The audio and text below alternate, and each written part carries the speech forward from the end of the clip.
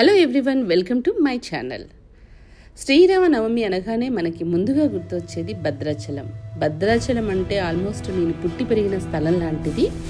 అయినా కూడా దాదాపు 10 సంవత్సరాల నుంచి నేను భద్రాచలం రాములవారి గుడికి వెళ్ళడం కుదరలేదు. కానీ ఈ నెల మాత్రం వీలు చూసుకొని శ్రీరామనవమికి ముందే నేను భద్రాచలం రాములవారిని దర్శనం చేసుకున్నాను. సో భద్రాచలం సిటీలోకి ఎంటర్ అవ్వగానే కుడివైపుకి తిరగగానే మనకి రాములవారికి ఆర్చి ఉంటుంది. ఆ రాములవారి గుడికి వెళ్ళడానికి దారి ఉంటుంది.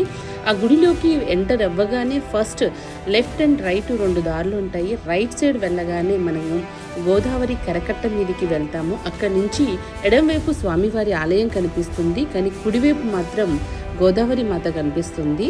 సో దర్శనానికి వచ్చిన వాళ్ళు ఎవరైనా సరే స్నానం చేసి గోదావరిలో స్నానం చేసి వెళ్ళాలి అనుకునే వాళ్ళు కుడివైపుకు వెళ్ళి స్నానం చేసి ఆ తర్వాత స్వామివారి దర్శనానికి వెళ్ళడం అనేది ఎప్పటి నుంచో ఉంది. నేను కూడా ఏం చేశానంటే కరకట్ట మీద నుంచి వెళ్ళిపోయి దాదాపు ఆల్మోస్ట్ మన కార్ కూడా గోదావరి నది వరకు వెళ్తుంది. అక్కడ కార్ పార్క్ చేసుకొని అక్కడే స్నానం చేసి గోదావరి మాతకి పూజ చేసి హారతి ఇచ్చి పసుపు కుంకుమను అర్పించుకొని నమస్కారం చేశాము. ఎప్పుడో గోదావరి పుష్కరాలకి వెళ్ళని స్నానానికి మళ్ళీ ఈరోజు స్నానానికి వెళ్ళడం కుదిరింది.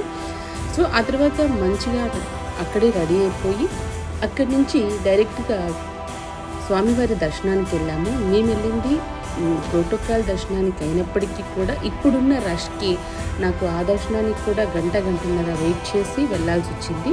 మొత్తానికి స్వామివారి దర్శనం మాత్రం గర్భగుడి వరకు వెళ్ళి స్వామివారి దర్శనం చేసుకునే అదృష్టం కలిగింది.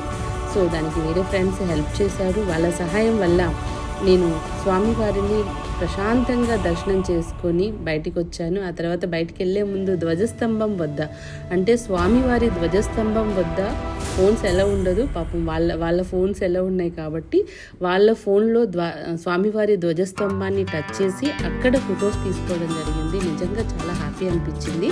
స్వామివారి దర్శనానికి వెళ్ళాలంటే ఇక్కడ నుంచి 3 దారులు ఉంటాయి. భద్రాచలంలోనే 3 ముఖద్వారాలు ఉంటాయి స్వామివారికి. ఒకటి పాతకాలంలో మెట్ల ద్వారా పైకి వచ్చేవాళ్ళు, ఆ మెట్ల ద్వారం ఉంటుంది. రెండవది ఇప్పుడు చూపిస్తున్నటువంటి క్యూ లైన్, అంటే కొంచెం పైకి ఎక్కగానే, అంటే పెద్దవాళ్ళు చాలామంది మెట్లు ఎక్కలేరు కాబట్టి పైకి ఎక్కగానే అక్కడ వరకు కార్ పార్కింగ్కి ప్లేస్ ఉంటుంది. పైకి వెళ్ళగానే అక్కడి నుంచి స్వామివారికి కొన్ని మెట్లు ఉంటాయి. ఆ మెట్లు ఎక్కి దర్శనానికి వెళ్ళొచ్చు. మూడవది వైకుంఠ ఏకాదశి నాడు మాత్రమే ద్వారాన్ని ఓపెన్ చేస్తారు. ఆ ద్వారం ద్వారా కూడా దర్శనానికి అవకాశం ఉంది, కానీ అది ఇప్పుడు ఓపెన్ చేయరు, క్లోజ్ చేసి ఉంచుతారు. ఆ తర్వాత మేము దర్శనం చేసి కిందికి వచ్చిన తర్వాత కింద స్వామివారి కళ్యాణానికి చేసినటువంటి ఏర్పాట్లని చూశాను. అవన్నీ ఏర్పాట్లు జరుగుతున్నాయి. ఈరోజు అంటే స్వామివారి కళ్యాణం రోజు ఎంతమంది జనాలు ఉంటారంటే నిజంగా మనం అక్కడికి వెళ్ళి ఆ పుణ్యక్షేత్రంలో నిల్చున్నా కూడా స్వామివారి కళ్యాణాన్ని దగ్గర నుంచి చూద్దామని అనుకుంటాము, అని స్వామివారి పాపం కనిపించదు. ఎందుకంటే చాలామంది మనలాగా దర్శనానికి వస్తారు కాబట్టి అంత జనాల్లో వెళ్ళలేము, ఇబ్బంది పడతాము పిల్లల్ని అనుకున్న వాళ్ళు మనం టీవీలో స్వామివారి కళ్యాణాన్ని చూసి తరించవచ్చు. ఆ తర్వాత స్వామివారి జీవితంలో జరిగినటువంటి రామాయణ చరిత్రని తెలుసుకోవాలి అని అనుకుంటే, పిల్లలకి చూపించాలనుకుంటే కరకట్ట మీద నుంచి స్వామివారి ఆలయానికి వెళ్ళే దారిలో స్వామివారి జన్మ రహస్యం నుంచి స్వామివారి పట్టాభిషేకం, ఆ తర్వాత స్వామివారి వనవాసానికి సంబంధించిన చిత్రాలను బొమ్మల రూపంలో మంచిగా పెయింట్స్ వేస్తున్నారు. ఇప్పుడే మంచిగా పెయింట్ వేసి అన్నీ రెడీ చేసి ఆ కరకట్ట మీద దృశ్య రూపంలో మనకు కనిపిస్తాయి. ఇక్కడి నుంచి అక్కడికి వెళ్ళేంత వరకు అన్ని స్వామివారి జీవితంలో జరిగినటువంటి అన్ని ముఖ్య సంఘటనలకు సంబంధించిన చిత్ర రూపాలని మనం ఇక్కడ చూడొచ్చు. గుడి చుట్టూ గుడి మీద ఆధారపడి చాలామంది చిన్న వ్యాపారులు మాత్రం మనకు కనిపిస్తారు. ఇక్కడ స్పెషల్గా కనిపించేది ఏంటంటే వేప పువ్వు అమ్ముతారు స్వామివారి ప్రసాదం కింద. మేము వెళ్ళిన రోజైతే కనీసం నాకు స్వామివారి పులిహోర కూడా దొరకలేదు, అంత క్రౌడ్ ఉన్నారు. ఆ తర్వాత ఇక్కడ ఇంకా బాగా నచ్చిన విషయం ఏంటంటే స్వామివారి మెట్ల దగ్గర చాలామంది బిజినెస్ లాగా అడుక్కోవడాన్ని ఒక పెద్ద బిజినెస్ లాగా పెట్టుకుంటారు. వాళ్ళు మన డబ్బులు ఎక్కడైనా కూడా వాళ్ళు తిప్పి మరీ పంపించేలా ఉన్నారు.